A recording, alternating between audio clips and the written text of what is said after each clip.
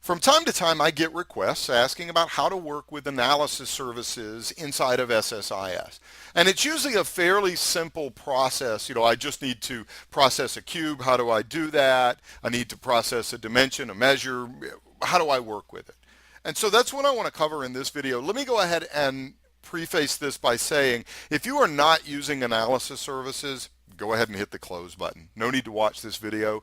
I do have there's lots of other videos that you can go play with, but no need to watch this one.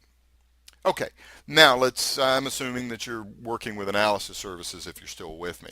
So, I had to make a decision when it came to how much analysis services work should we put into an integration services course.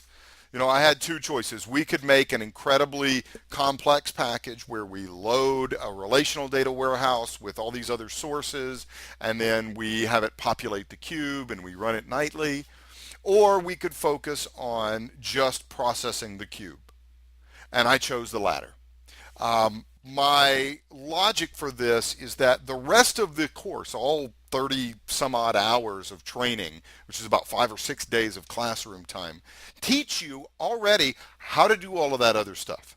There's no sense in spending an hour developing some super complicated package only to then spend 10 minutes talking about here's how you process the cube. Because that's about the amount of time that you really have to have discussions on from analysis services standpoint. So that's what we're going to focus on. And I know going into it that that's going to disappoint some people. Some people are going to want to see that fully developed package and see all of that. And I'm sorry, I just cannot do that here. This is just not the best medium for us to spend an hour developing some complex thing only to talk about 10 minutes of it. So I'm going to just pull this up. I already have an analysis services cube set up. So let me make sure my analysis services service is started. Let's see. And it is not. So let's go ahead and start that up. And let me go ahead and launch my management studio. And I'm going to connect up two analysis services. And I have a basic cube. I don't need to do an MDX query. I have a basic database here, the Learn It First database with a sales cube. And in reality, this is built on the AdventureWorks DW 2008. So this is just really part of the samples that were installed, just renamed it Learn It First. So you could see my measures, the internet sales, you could see the dimensions that are built. There's not a whole lot fancy to this, it's very small. And we can actually browse our cube.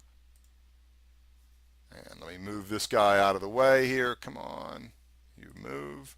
And so I'll just we'll put our measures down here and let's go to products. And class is a fairly easy one to play with. We'll put that there. And now you can see for each class how much you've made, what the sales are, the total, etc. Okay. So this is our analysis services cube, and this is what all of our reporting solutions go against, right?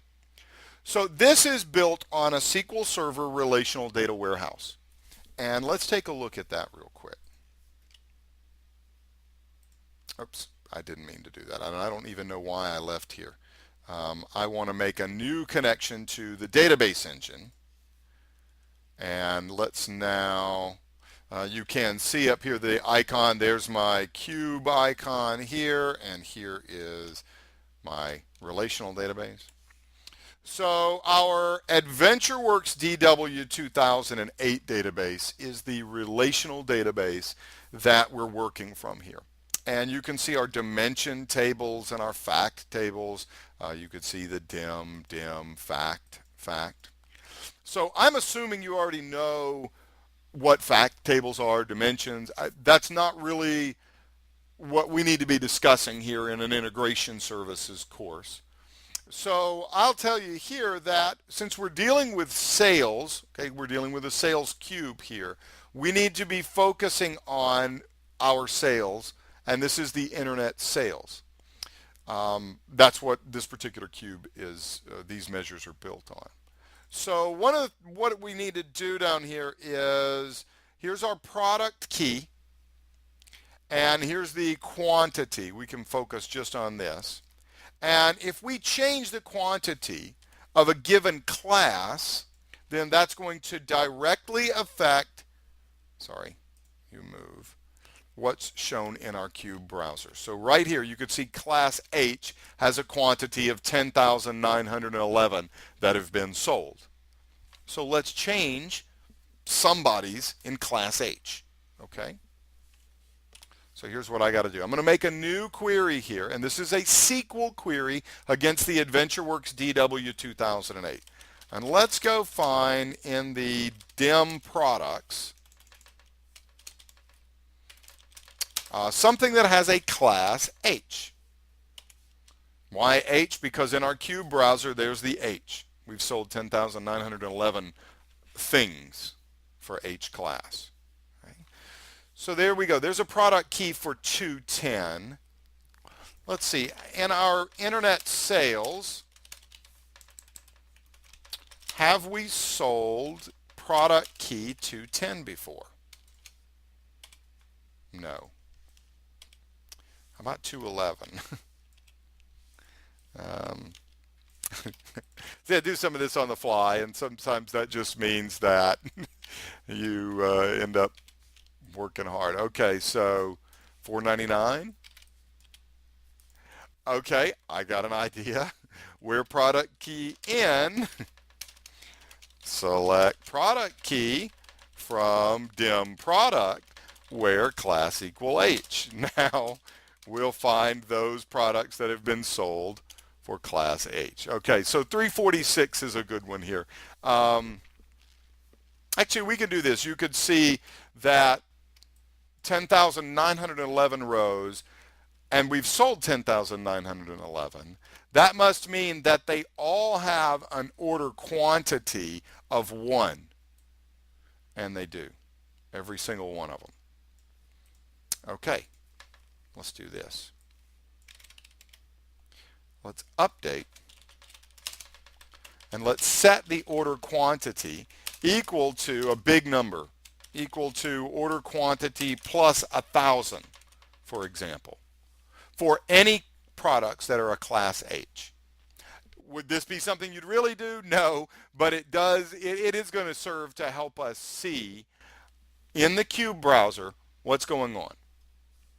Now looking back at this, instead of it having an order quantity of 1, now they are all 1,001. Okay, now here's the question. This is really important. Has our cube been updated? So in other words, when I go back to my cube browser, it did say that we had sold 10,911. That's because there were 10,911 order detail rows, of which each had a quantity of 1. Will this be updated when I hit the little refresh button right there? No, it will not be, because we have not processed the cube.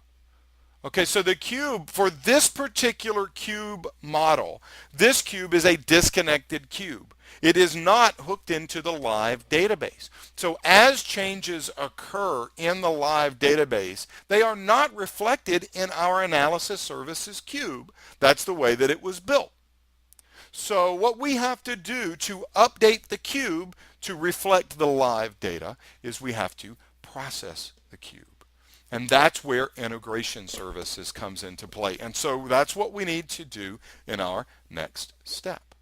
Unfortunately, we've run out of time for this video. Let's come back in the next video and build our integration services package.